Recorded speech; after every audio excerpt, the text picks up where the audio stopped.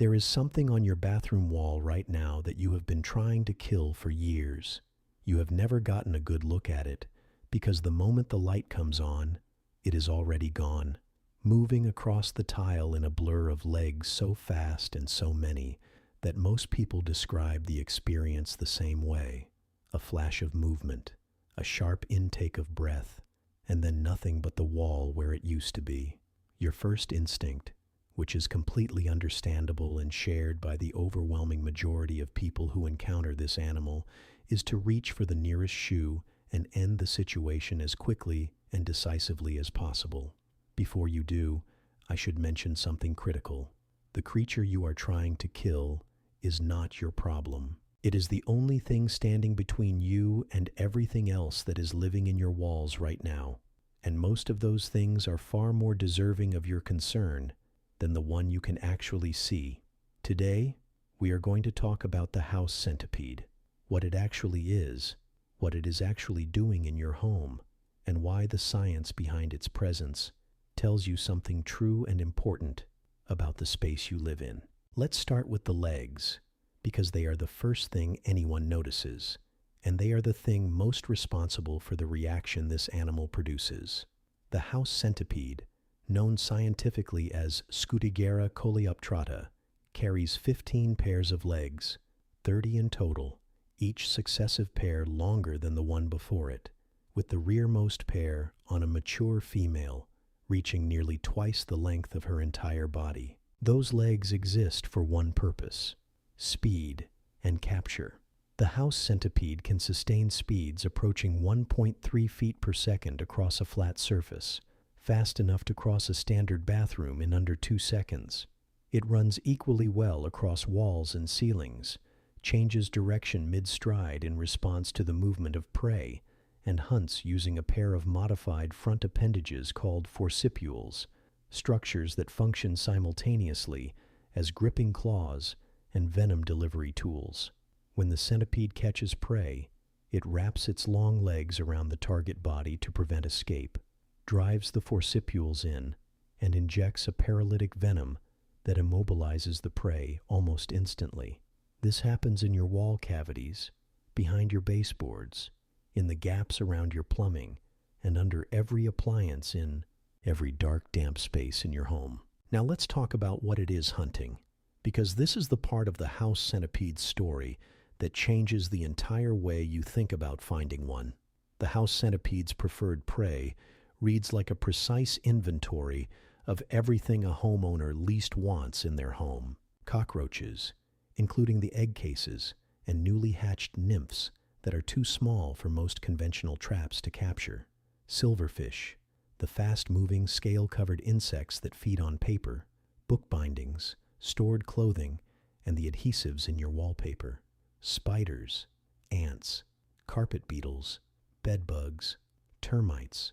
The house centipede eats the insects that damage your food, your books, your structural materials, and your fabric, and it hunts them in the exact narrow, inaccessible spaces those insects prefer to inhabit. The house centipede lives there. Here is the thing about house centipedes that surprises most people when they first hear it. They are not seasonal visitors. They are not outdoor animals that wander inside occasionally and eventually find their way back out. House centipedes are one of the only arthropods that complete their entire life cycle indoors. They hatch indoors, develop indoors, hunt indoors, reproduce indoors, and die indoors. The centipede you saw last night on your bathroom wall may have hatched from an egg laid inside a gap in your baseboard months ago. And that last point is the most practically important thing in this entire discussion. The house centipede does not stay in spaces where there is nothing to eat. It requires a continuous, sufficient prey population to survive and remain, which means that if you are seeing house centipedes regularly in multiple areas of your home, the centipede is not the problem you need to address. The centipede is telling you that a problem already exists.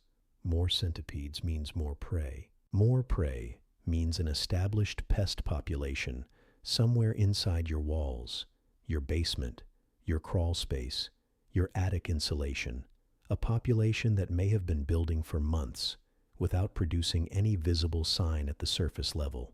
The centipede is the indicator species for your home's internal pest ecology. There is one more concern that comes up consistently when people learn to tolerate the centipede's presence rather than eliminate it, and it is a fair one.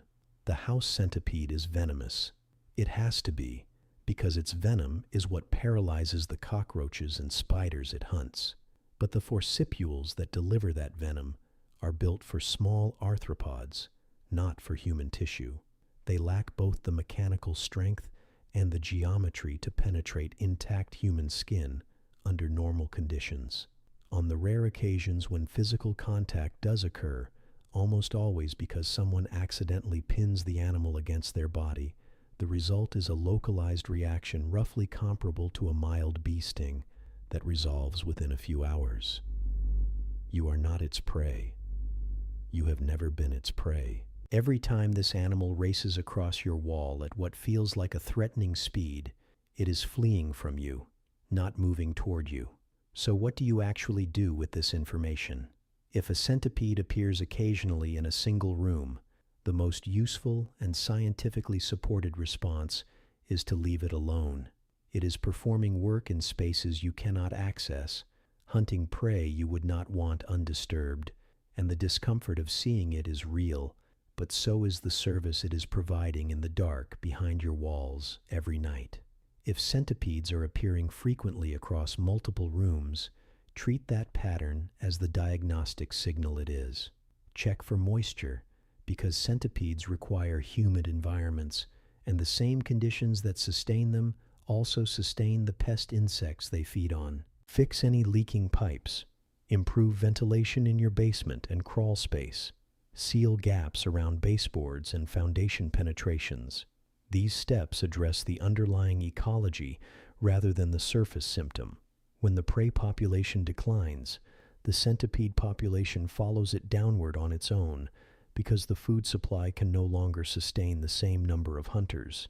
The house centipede is not an invader. It did not come in from outside looking for trouble.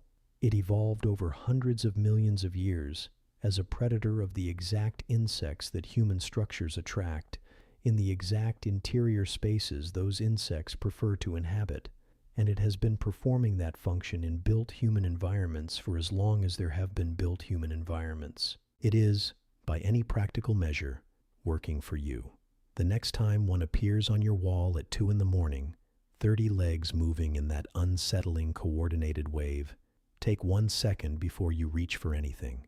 That animal has been somewhere in your home every night for months, hunting something you did not know was there, in a space you will never access, without ever asking for anything in return.